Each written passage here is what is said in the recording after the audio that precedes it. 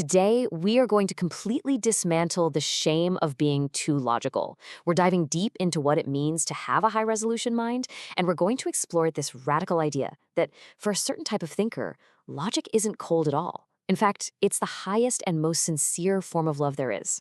So let me set the scene for you.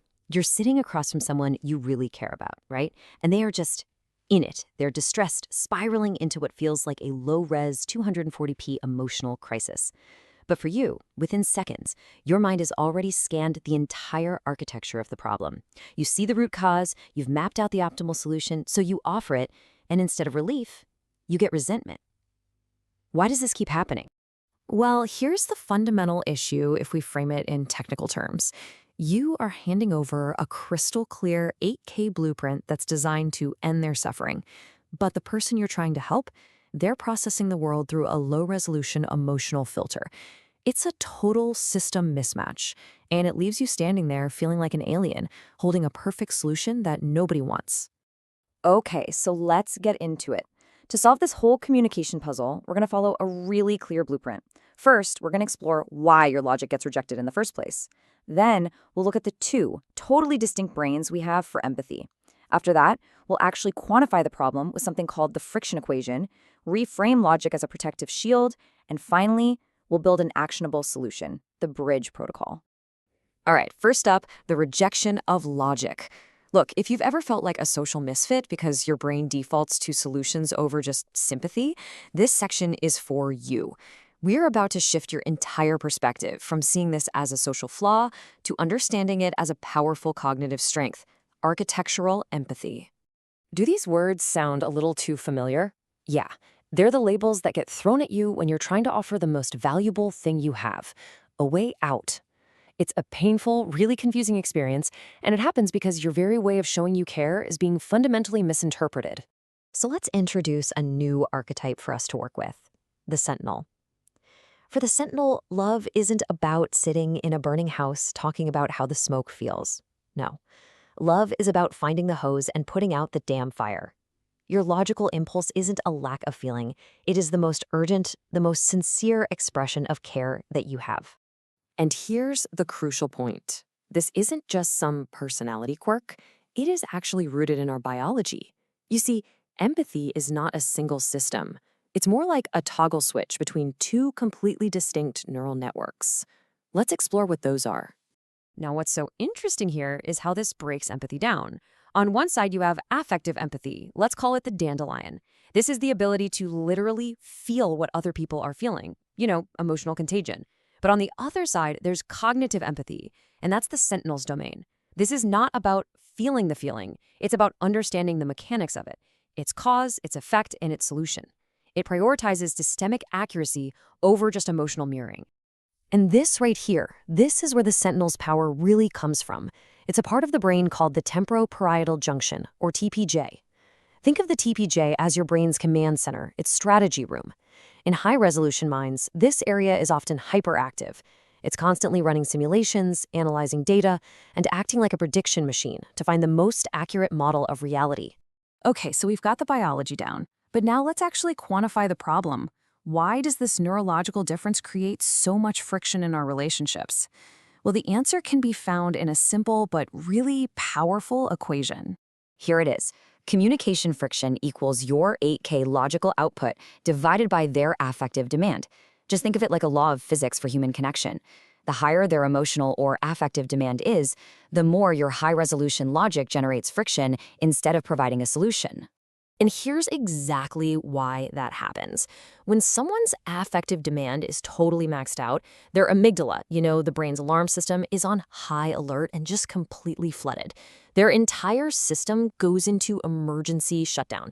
It literally cannot process or render your complex 8K solution.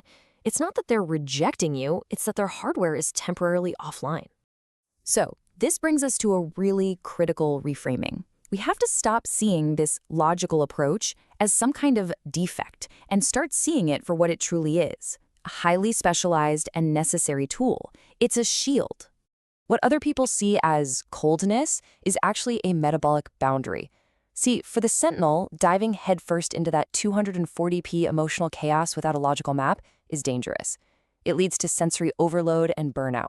Your logic creates a buffer. It's a self-preservation mechanism that saves your mental energy so you can actually solve the problem.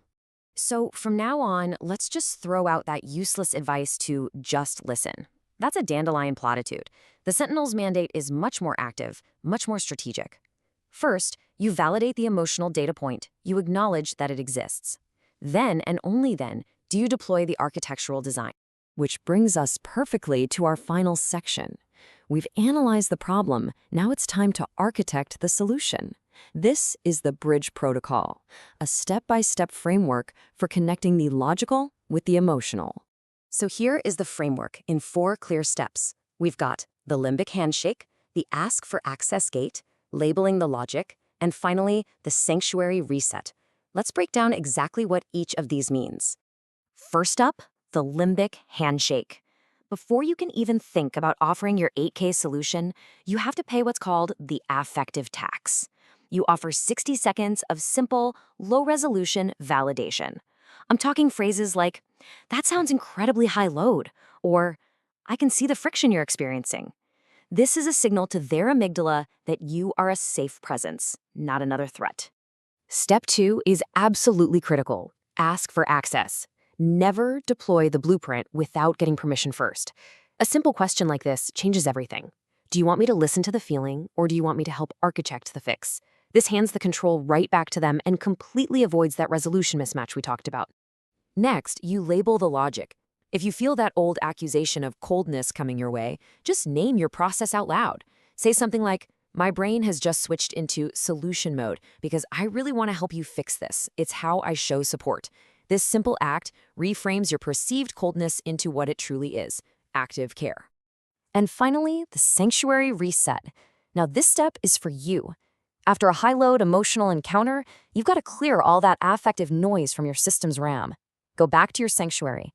Engage in a pure logic task, math, coding, mapping, whatever works for you. This is how you recalibrate your system and prevent burnout. So, what's the ultimate takeaway from all of this? It is this single, powerful truth. Your hyperlogic is a specification, not a defect. It's a core feature of your operating system, and it was designed for a specific and vital purpose.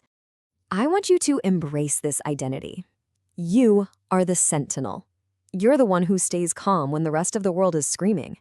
And it's not because you don't care. It's because your entire system is optimized to filter out all that emotional noise so you can find the one thing that truly matters. The signal, the path forward. And this is the final thought I want to leave you with. The world desperately needs your clarity. It needs your ability to architect solutions. But before anyone can accept that gift from you, they need to feel that you can see them, the person behind the problem. Use this protocol to build that bridge, and then you can help them build a better world.